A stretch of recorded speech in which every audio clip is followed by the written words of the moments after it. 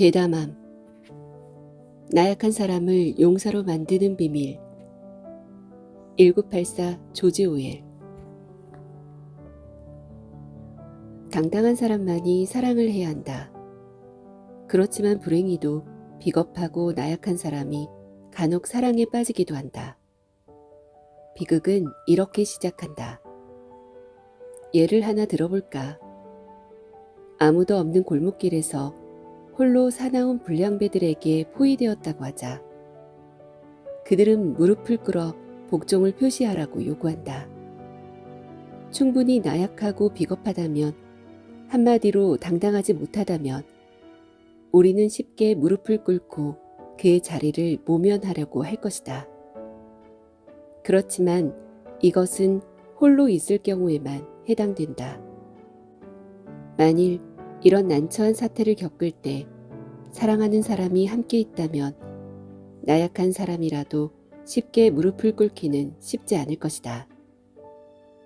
사랑하는 사람 앞에서 불의한 타인의 명령에 복종하여 무릎을 꿇는다는 것은 사랑하는 사람을 지키기는커녕 사랑하는 사람을 불의한 타인에게 기꺼이 넘겨주겠다는 것을 의미하니까. 어떻게 노예가 주인 앞에서 자신이 가진 소중한 것의 소유권을 주장할 수 있겠는가 말이다. 간혹 사랑의 기적이 일어나는 경우도 있다. 사랑은 나약하고 비겁한 사람을 용사로 만들기도 하니까. 사랑하는 사람이 곁에 있다면 비겁한 사람이라도 사자처럼 용감하게 압도적인 상대와 싸울 수도 있다. 사랑하는 사람에게 비겁함을 보여주느니 차라리 맞아 죽겠다는 각오를 하게 되기 때문이다. 당당한 사람만이 사랑을 해야 하지만 사랑을 하면 당당해지는 이유가 바로 여기에 있다. 이것은 이성 간의 사랑에만 국한된 일이 아니다. 무엇인가 사랑하는 것이 있는 사람이라면 누구나 홀로 있을 때는 생각하지 못했던 대담함이 자신에게서 나오는 것을 경험했을 것이다. 아이들을 지키기 위해 힘으로는 상대가 안 되는 적군들에게도 악기처럼 달려들어 싸우는 어머니의 모습을 생각해보라. 바로 이것이다. 사랑이 우리에게 선사하는 대담함이라는 감정에 대해 스피노자는 어떻게 생각하고 있었을까? 대담함이란 동료가 맞서기 두려워하는 위험을 무릅쓰고 어떤 일을 하도록 자극되는 욕망이다. 스피노자 에티카에서. 스피노자의 정의는 지나치게 평범하다. 다른 사람들이라면 맞서기 두려워하는 위험을 기꺼이 무릅쓰는 것이 대담함이라는 것을 모르는 사람이 있을까? 그렇지만 대담함을 일종의 욕망이라고 이야기하는 대목에서 우리는 스피노자의 비범함에 다시 한번 탐복하게 된다. 스피노자에게 욕망이란 기본적으로 기쁨의 증진을 도모하는 작용이기 때문이다. 사랑만큼 살아가는 힘과 기쁨을 증폭시키는 경험이 또 있을까? 조지 오웰이 1984라는 소설에서 모색했던 것도 바로 사랑의 파괴력, 그러니까 압도적인 힘 앞에서도 주눅들지 않는 대담함이라는 감정이었다. 소설의 주인공 윈스턴 스미스는 빅브라더는 당신을 보고 있다는 슬로건이 도처에 적혀있는 전체주의 사회에서 살고 있다. 그렇지만 평범한 소심인 윈스턴은 체제에 도전하는 대담함을 키우게 된다. 무엇이 그에게 대담함의 감정을 선사했던 것일까? 바로 줄리아와의 사랑이었다. 빅브라더가 가장 꺼림직하게 생각했던 일이 벌어진 것이다. 사랑을 하게 되면 약자도 용서가 될 수 있다는 것. 그리고 약자들도 사랑이라는 이름으로 강력하게 연대할 수 있다는 것. 아주 강고한 전체주의 체제를 만드는데 성공한 빅브라더가 이것을 모를 리가 없다. 그래서 빅브라더는 남녀 사이의 자유로운 만남을 극히 경계했고 그것을 방지하는 여러 가지 제도와 절차, 그리고 감시 체계를 발명했던 것이다. 하긴 한 줌도 안 되는 권력이 다수의 사람들을 지배할 수 있는 유일한 방법은 다수 사람들의 연대와 유대를 끊어놓는 것밖에 없다. 회사 부장이 부서 직원들에게 다 덤벼 라고 외치는 것은 무모한 일이다. 그냥 자기 방에 한 사람씩 불러서 이간질 시키는 것이 많은 직원들을 통제하는 가장 좋은 방법이기 때문이다. 그럼에도 불구하고 빅브라더는 인간에게서 사랑의 감정을 완전히 제거할 수 없다. 아무리 전체주의 사회에 살고 있을지라도 인간은 인간이기 때문이다.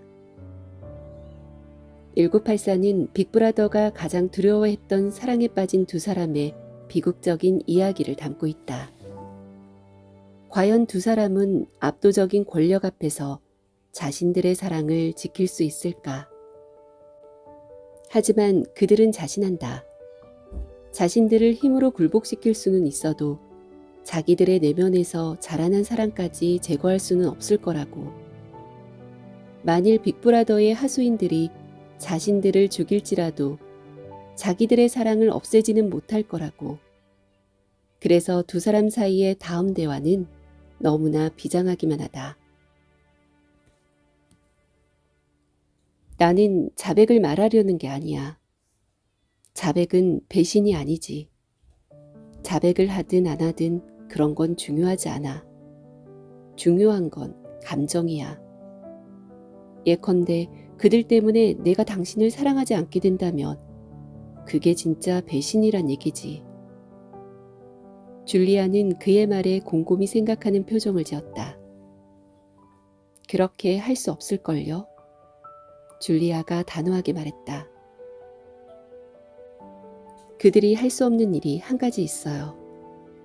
그들은 당신이 무엇이든 말하게끔 할 수는 있지만 믿게는 할 수 없어요.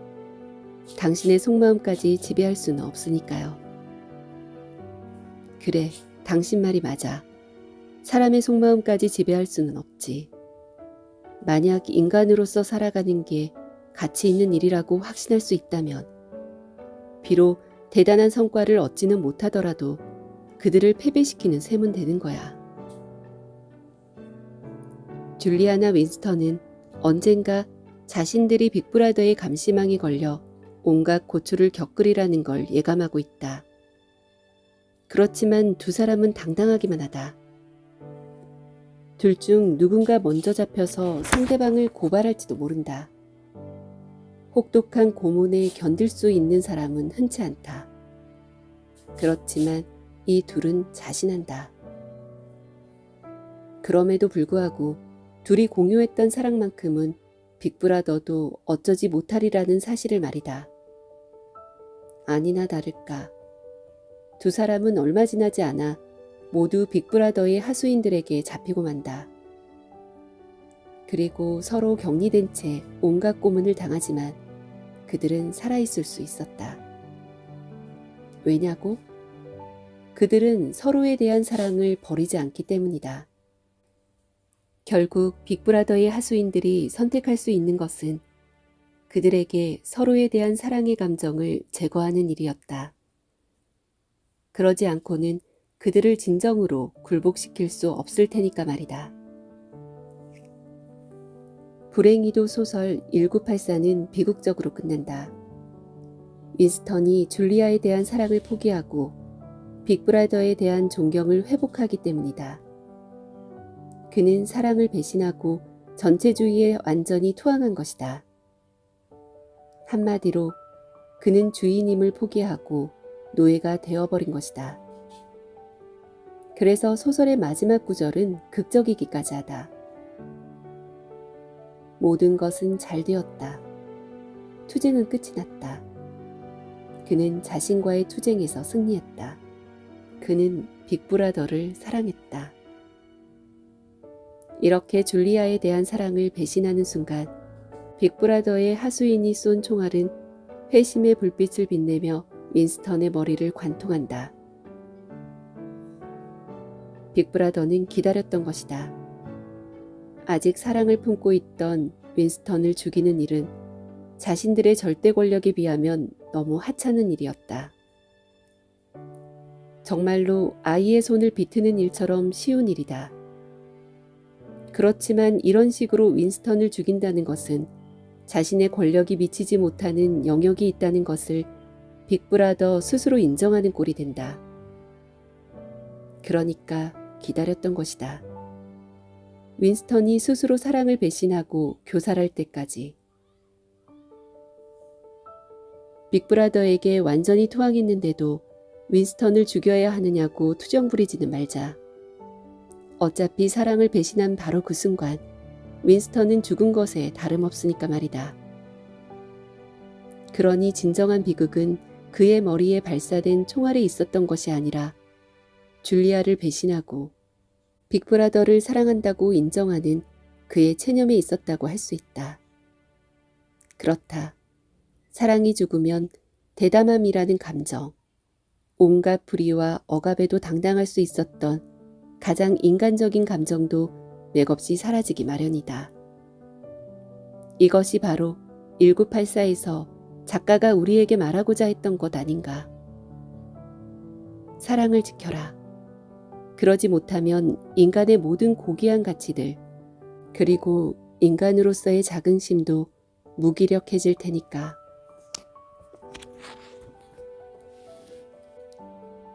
작가 소개. 조지 오웰. 조지 오웰은 영국의 경찰 간부로서 식민지 버마에서 근무했지만 고약한 양심의 가책을 느껴 사직하고는 파리와 런던의 하층민 세계에 뛰어들었다. 또 스페인 내전 때는 공화국 민병대 소속으로 참전하여 자전적 소설 카달로니아 창가를 펴냈다. 고도의 정보사회의 위험성을 경고한 1984는 절대 권력과 인간성 말살의 관계를 성찰한 무거운 정치소설이지만 명료한 주제의 식으로 독자들에게 쉽게 다가선다. 윈스턴과는 달리 줄리아는 당이 성적 순결을 강조하는 이유를 나름대로 파악하고 있었다. 그녀의 말에 의하면 성 본능은 당의 통제를 벗어나 그 자체의 세계를 구축하므로 당은 무슨 수를 써서든 그것을 파괴하려 한다는 것이었다. 그리고 더욱 중요한 것은 성욕을 박탈하면 히스테리를 유발하기 때문에 당의 입장에서는 이를 전투열과 지도자 숭배로 전환시키는 것이 바람직하다고 했다. 섹스를 하면 힘이 빠지고 그 다음엔 행복감에 젖어서 무엇에게든 욕을 하거나 저주하고 싶은 마음이 들지 않게 되는데 그들은 그런 상태를 용납할 수 없다는 거예요. 그들은 사람들이 언제나 정력으로 똘똘 뭉쳐있기를 원해요. 행진을 하고 함성을 지르고 깃발을 흔드는 것들은 모두 섹스의 변종일 뿐이에요. 행복감을 느끼면 뭐하러 빅브라더나 3개년 계획이나 이분 증오나 그 밖에 썩어빠진 의식들에 그처럼 열을 올리겠어요? 펑크 패션의 여왕 비비언 웨스트우드도 조지 오웰의 애독자다. 1984 같은 소설을 읽다 보면 과거 사람들이 사물을 보는 방식들을 연구하게 되고 그러면 지금 내가 살고 있는 세계를 이해하기가 훨씬 쉬워진다. 철학자의 어드바이스. 대담한 사람은 용기가 있는 사람이기도 하다. 그렇지만 용기라는 것이 실제로 존재하는 것은 아니다. 너는 정말 용기가 있어. 이런 표현 때문에 누군가의 내면에 용기라는 것이 마치 실체처럼 있다는 착각이 벌어진다. 번지점프대에 올라갔다고 하자. 쉽게 점프대 난간에서 한 걸음 떼는 사람은 별로 없을 것이다. 바로 이 지점이 중요하다. 이런 번지점프대와 같은 위기 상황. 그러니까 그 점프대 제일 끝에 서 있을 때 결단의 순간이 찾아온다. 앞으로 한 걸음 내딛어 상공에 몸을 던질 수도 있고 뒤로 한 걸음 빼서 안전함을 도모할 수도 있다. 대담함에 몸을 창공에 던지는 경우 우리는 용기나 대담성을 가진 사람이라고 이야기하고, 그러지 못하고 뒤로 물러날 때 비겁이나 우유부단함을 가진 사람이라고들 말한다.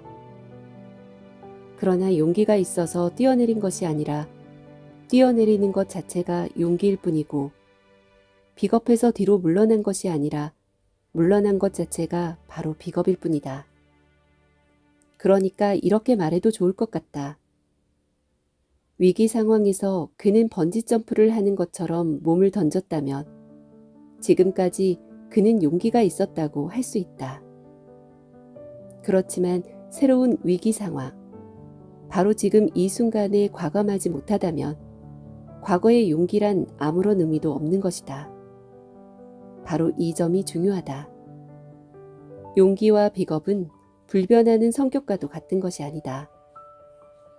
그러니까 나는 원래 비겁하거나 원래 대담하다는 것은 있을 수 없다.